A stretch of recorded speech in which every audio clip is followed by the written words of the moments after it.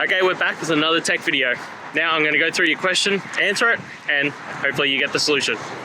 Now remember to stay just a little bit crazy like me, and you'll get there to that resolution.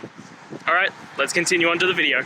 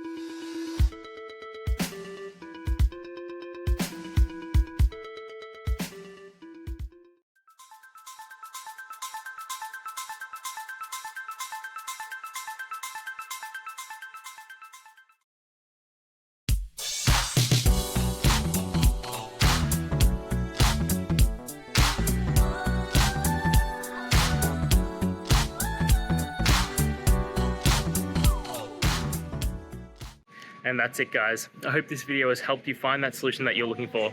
If it did, please hit the subscribe button. I'd really appreciate it. And until next time, I hope you have a good one. Cheers.